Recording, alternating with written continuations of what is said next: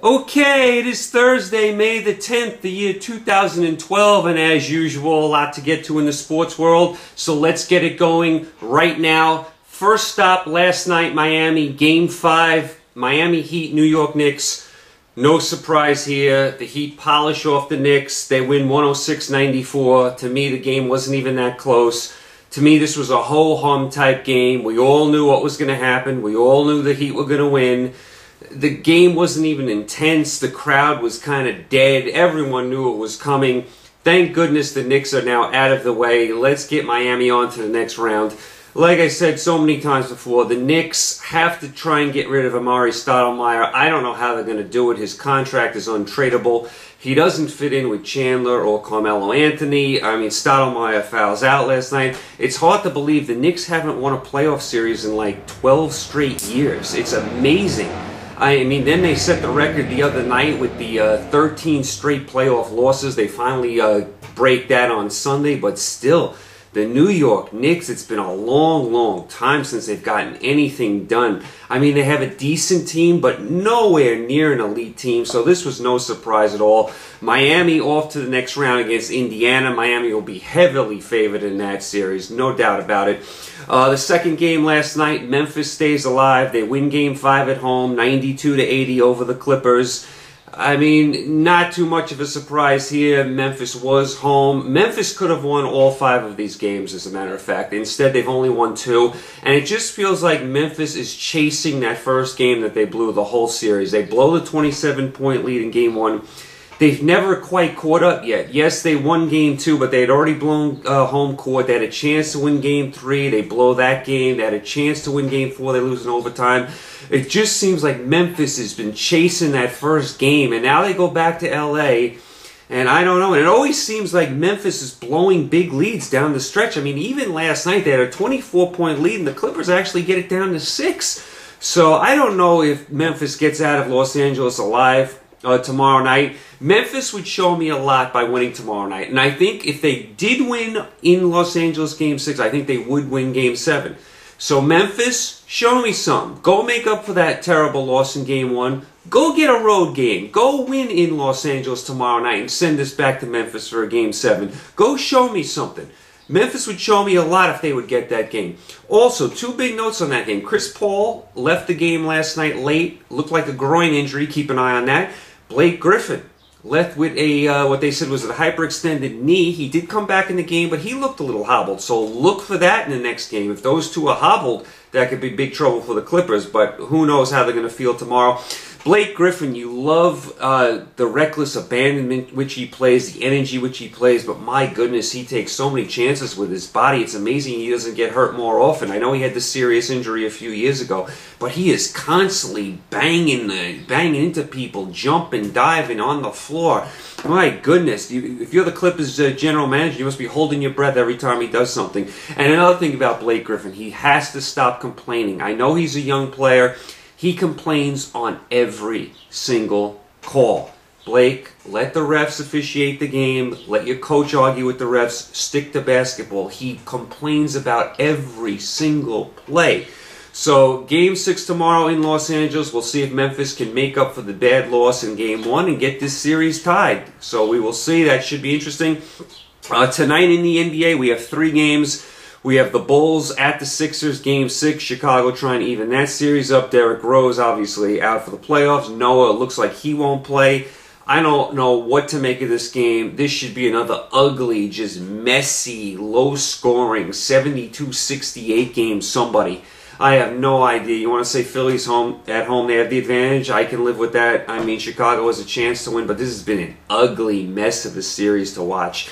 The other 2 games tonight, Atlanta at Boston, Game 6. This is like the old Elephant Celtics against the walking wounded Hawks. I mean, Josh Smith is playing for the Hawks, but he's got a sprained knee. Al Horford just came back from an injury. He's been out the whole year. He did play well the last game. Joe Johnson looks like he's in a fog. And then you have the old Elephant Celtics. Garnett's old. Pierce is getting up there. Plus, he's been limping around. I mean, Ray Allen's old. He just got back from injury. So it's like the old Elephants against the walking wounded. I do favor Boston. They are in the Boston Garden. They do play great defense there. Atlanta is not a great road team. I really think Boston is going to get the job here, get the job done tonight. I think Boston will win this game. Should be tight, should be a defensive game. I see Boston pulling it out, especially if Paul Pierce is healthy. Also tonight, the late game, Lakers at Denver.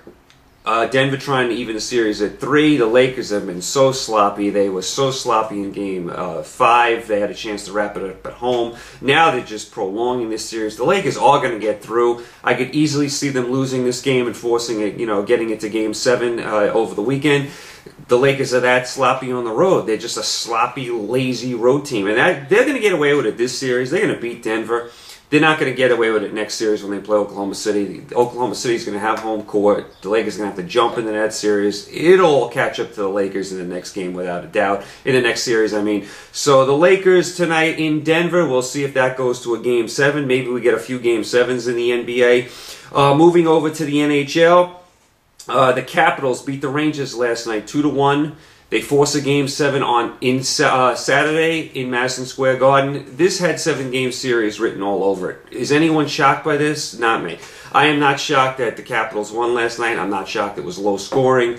It's been the way the Capitals have played the first 2 rounds. It's been the way the Rangers have played the last 2 rounds. The Rangers went to 7 against Ottawa. They're going to 7 here. The Rangers have scored 2 goals or less in just about all their playoff games. The Capitals, every game they've won in the playoffs has been by 1 goal. And the amazing stat by the Capitals, every time they've lost in overtime in the playoffs, they've come back and won. 4 times they lost in overtime, 4 times they've come back and won. Twice against Boston, twice against the Rangers. That's very resilient. Very resilient. And you have to give the Capitals a lot of credit, especially the rookie goalie, Holtby. I mean, this is a rookie goalie in there, and he's standing toe-to-toe with Lundqvist. So, I mean, you have to give the Capitals all kinds of credit for just hanging in this series. They had multiple chances to go the other way. They had 2 heartbreaking losses in this series, and they keep coming back. That's what would scare me as a Ranger fan. This team keeps coming back. Plus, they do have the best player on the ice. Say what you want about Ovechkin. He might have had a down year for his standards. He's the best player on the ice. He is head and shoulders the most physically gifted player on the ice. He can take over the game at any time. He set the tone for the game last night. The Rangers take the early penalty. Ovechkin scores in that power play. Away we go, and the Capitals win. So good job by the Capitals. Should be an amazing setting in Madison Square Garden on Saturday night. The crowd should be jumping. Should be a great electric atmosphere. Nothing like a Game 7 in any sport, especially hockey. Should be 1-1 in the 3rd period, somebody. Somebody's going to win after, in the 3rd period. But it should be 1-1 going into the 3rd period. It's going to be that close. We know it's going to come right down to the end with these 2 teams. So look for that on Saturday night. Also, the Players' Championship in golf starts today. So for all you golf fans, you can keep an eye on your favorites. Tiger Woods, Phil Mickelson, McIlroy, they start today. So you got 4 days of the golf coming up. Real quick in the baseball, Tampa Bay beats the Yankees last night 4-1. Bad loss by the Yankees. They're up 1-0 going into the 9th inning. Robertson gives up 4 runs. You miss Mariano Rivera already. I mean, I know we got to give Robertson a break. He hasn't given up a run since last August, so we got to give him a pass, but still. Amazing. Rivera just goes out, and the Yankees are blowing games in the 9th inning. Big game for the Yankees today. You really want the Yankees to get 2 out of 3 here. It would show me a lot if Tampa got 2 out of 3 coming here without Longoria. Sabathia on the mound tonight. So big game to see who wins this series tonight. How about the Mets again last night? 3rd straight time they fall behind to the Phillies. 3rd straight time they win. Mets are now 5 games over 500. The Mets are 18-13. The Mets are playing great ball. They were supposed to win 70 games this year. So they sweep out the Phillies in Philly. The Phillies are struggling. No Howard, no Utley. Hamill's suspended. Holiday blows the game the other night. Cliff Lee still doesn't have a win this year. Just unbelievable. So Phillies, all kinds of problems. Now, I think the Phillies are going to be there in the end. I think when they get healthy, they're going to make a run. They always do. I think the Mets will eventually fall back. But right now, you got to tip your hat to the Mets. I mean, they fell behind 3 straight games, won all 3 of them.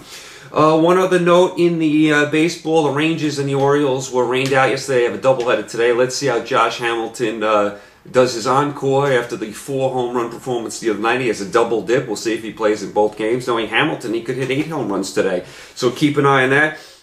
A show I happened to catch last night before the games, they usually run it on the ESPN networks. It was called The Street Stops Here. It was about St. Anthony's high school basketball program, coached by Bobby Hurley Sr.